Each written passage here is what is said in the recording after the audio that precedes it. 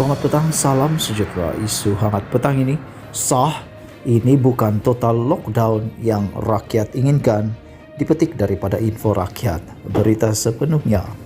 Niat saya menulis artikel ini bukanlah untuk menyokong atau menentang pelaksanaan total lockdown seperti mana yang diwar-warkan oleh kerajaan beberapa hari lalu.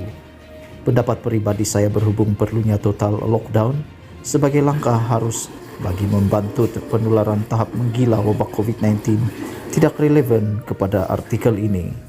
Niat saya menulis artikel ini adalah untuk mengetengahkan sebab total lockdown yang dilaksanakan oleh kerajaan bermula 1 hari bulan Jun hingga 1-14 hari bulan Jun bukanlah total lockdown dalam erti kata yang sebenar. Setakat mana yang saya lihat, pelaksanaan total lockdown memerlukan penutupan hampir seluruh sektor perdagangan, perniagaan dan perindustrian, melainkan yang benar-benar perlu melibatkan bahan makanan, penjenaan tenaga elektrik, bekalan air dan sebagainya. Itu pun, rakyat seharusnya tidak dibenarkan keluar rumah di kawasan-kawasan berisiko tinggi dan urusan membawa makanan kepada rakyat perlu diuruskan oleh kerajaan di kawasan-kawasan berkenan. Di kawasan di mana rakyat dibenarkan keluar rumah untuk membeli makanan perlu ada pengawal-pengawal dari rela, tentera dan sebagainya di semua kawasan perniagaan bagi memastikan SOP dikawal ketat. Itu baru total lockdown namanya. Pihak kerajaan bersama-sama Majlis Keselamatan Negara turut perlu mendapatkan dan memperhalusi semua data terkini melibatkan sektor perdagangan, perniagaan dan perindustrian di negara ini dan data-data terkumpul berkenan sektor-sektor ini sepanjang pelaksanaan PKP 1.0, PKP 2.0 dan PKP 3.0.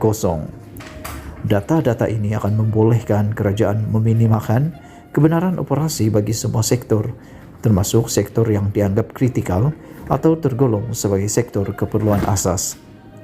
Proses memperhalusi data-data sebegini seharusnya melibatkan semua kerajaan negeri dan pihak berkuasa tempatan agar kebenaran operasi itu satu-satu kawasan hanya melibatkan sejumlah tertentu syarikat yang dikira perlu bagi menampung keperluan penduduk di kawasan berkenan.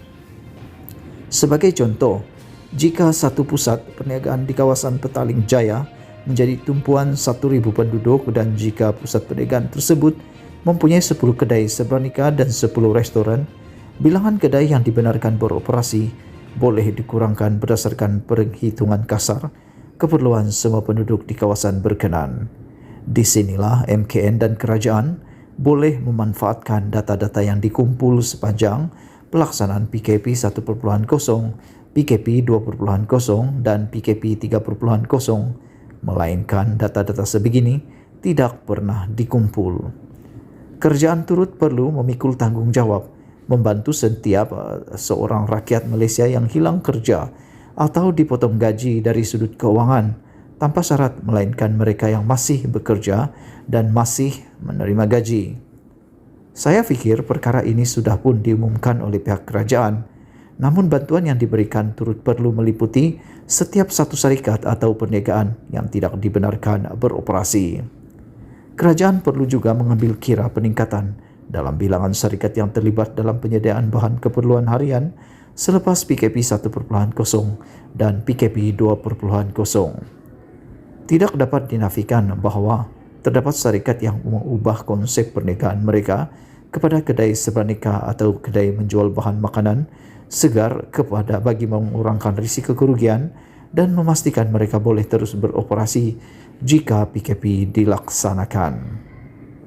Saya sendiri melihat beberapa pemilik kedai makanan dine-in mengubah konsep mereka kepada kedai menjual bahan makanan segar, mungkin kerana mereka mengalami kerugian teruk setiap kali dine-in tidak dibenarkan.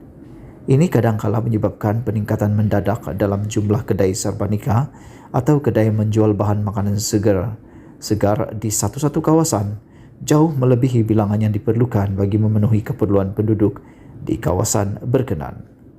Saya terkejut apabila diberitahu bahawa MITI setakat hari ini membenarkan hampir 100,000 syarikat untuk beroperasi dalam tempoh total lockdown. Saya kira banyak jenis syarikat boleh dihentikan operasinya dalam tempoh 2 minggu ini jika benar niat kerajaan adalah untuk melaksanakan total lockdown. Sebagai contoh, kita tidak perlu membenarkan syarikat pembuat, pengedar atau penjual biskut, kek, burger atau minuman mahal berupa lifestyle beroperasi di satu-satu daerah. Saya kira banyak syarikat pembuat atau pembekal bahan makanan yang dianggap tidak kritikal bagi kelangsungan hidup seseorang tidak diperlukan buat masa ini dan boleh dihentikan operasinya buat sementara waktu.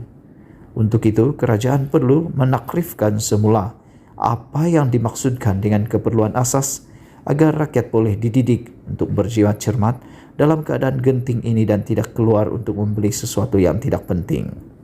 Banyak lagi perkara selain daripada yang tertera di atas harus dipertimbangkan jika benar kerajaan berharap rakyat percaya apa yang dilaksanakan adalah total lockdown. Jika tidak, saya rasa elok kerajaan mengisytiharkan bahawa penggunaan istilah total lockdown merupakan satu kesilapan agar rakyat tidak keliru atau tidak didendangkan dengan sesuatu yang tidak benar. Berita penuh daripada thethirdforce.net, ini bukan total lockdown. Sekian isu hangat petang ini. Jangan lupa tekan butang subscribe dan kita jumpa lagi. Bye-bye.